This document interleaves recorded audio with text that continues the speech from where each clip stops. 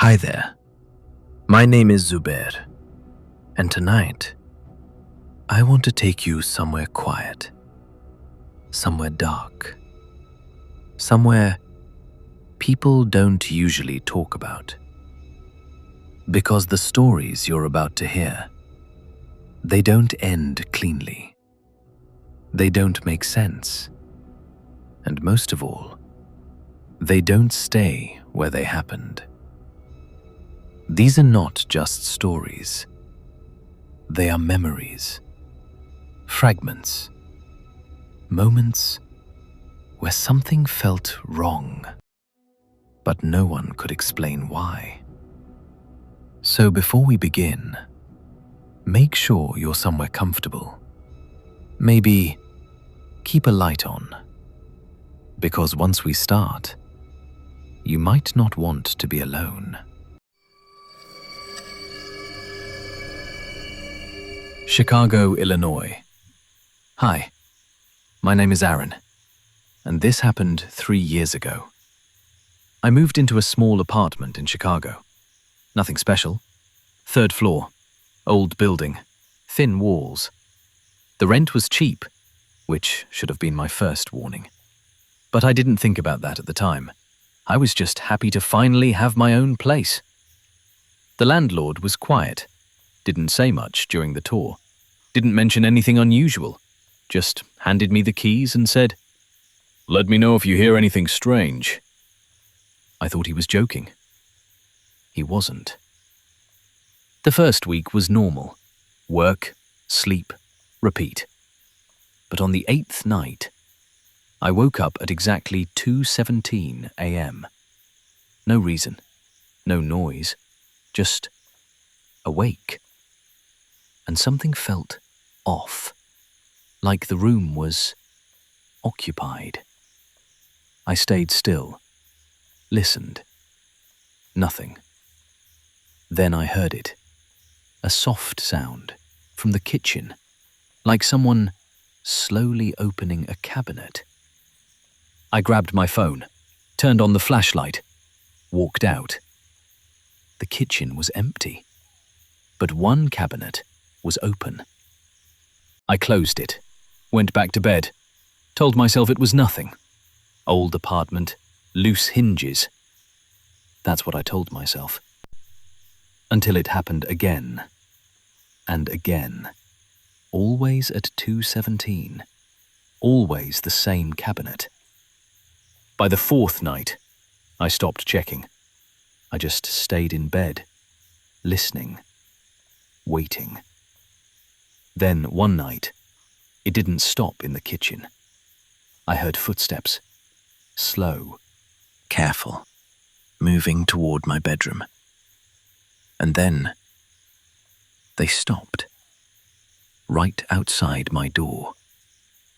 I stared at it, didn't breathe, didn't move.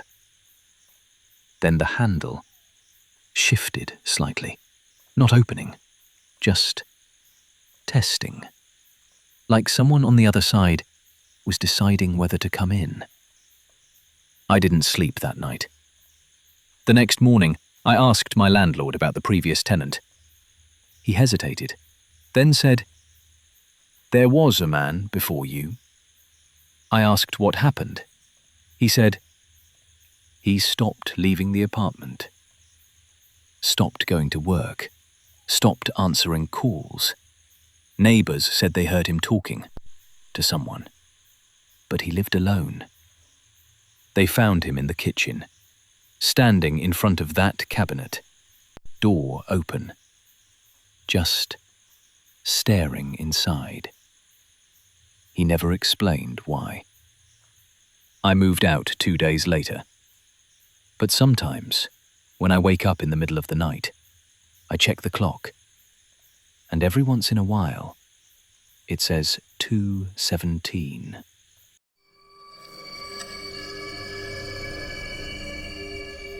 My name is Lisa, and I used to work the night shift. Office building, 12 floors, almost empty after midnight. The elevator was old, slow, made this grinding noise every time it moved. But it worked. Mostly. There was one rule everyone followed. If the elevator stops on floor 9 at night, don't get off. No one explained why. It just became normal. One night, around 1:30 a.m., I got on the elevator from the lobby, pressed floor 11. Doors closed. It started moving. Then it stopped. Floor 9. The doors opened. The hallway was dark. No lights, no movement, no sound. I remembered the rule, stayed inside, pressed the close button. The doors didn't move. Then I heard something from the hallway. A voice, soft, almost whispering. Hold the door. I froze, didn't move. The voice came again, closer this time.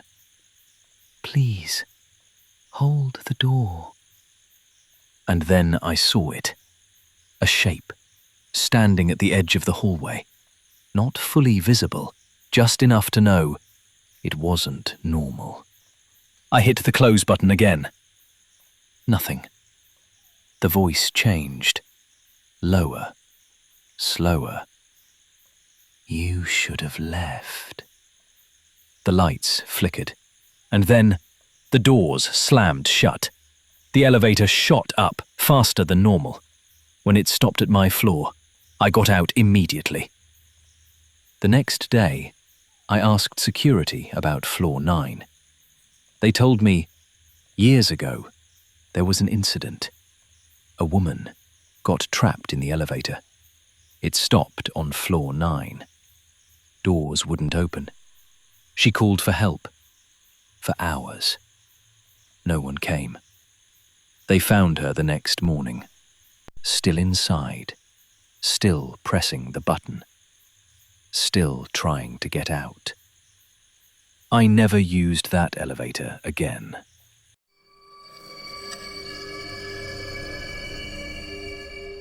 Arizona desert. My name is Kevin. I work with highway surveillance systems, cameras, monitoring traffic in remote areas. One night, I was reviewing footage from a desert road. No traffic, no movement, just empty highway. Then something appeared. A person, standing in the middle of the road, perfectly still, facing the camera. That wasn't unusual. What was unusual was that they had been there for over 6 hours. No movement, no cars passing, nothing. I zoomed in. The image got clearer. And that's when I noticed they weren't blinking. Not once. I called it in. Police checked the location. There was no one there. But when I went back to the footage, something changed. The figure was closer, still facing the camera, still not moving, but closer. Frame by frame, it had been moving. Too slowly to notice, until it wasn't far away anymore. The final frame, before the camera cut out, showed the figure right in front of the lens, looking directly at me. I quit that job the next day.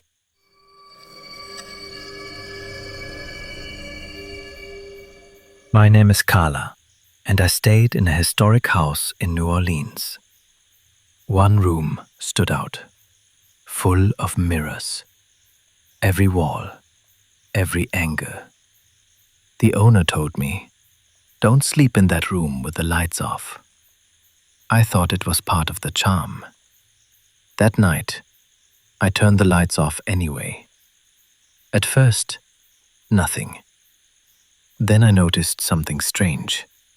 In the mirrors, my reflection wasn't matching perfectly. Tiny delays, small differences. Like watching a recording, slightly out of sync. I sat up, looked closer, and then I saw it. One reflection was still lying down, even though I was sitting.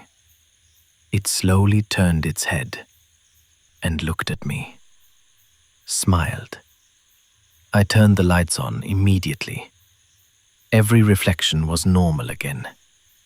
I didn't sleep that night. In the morning, I asked the owner about the mirrors. He said, "They weren't always here." I asked what he meant. He said, "They were added after the previous owner disappeared. They never found her, but neighbors said they used to see her standing in that room, looking into nothing, smiling."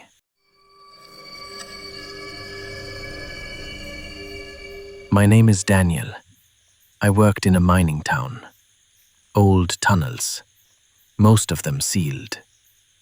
One night, we received a signal from one of the closed shafts.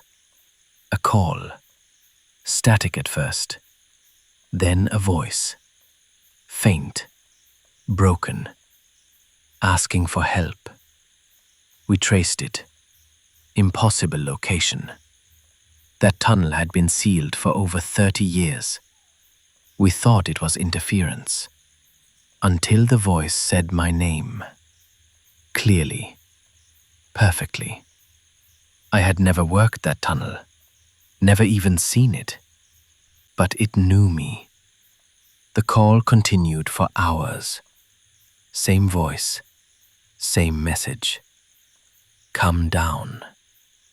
Eventually, it stopped. We sealed the equipment, shut everything down. But sometimes, late at night, my phone rings. Unknown number. No signal. And when I answer, I hear it again. Come down.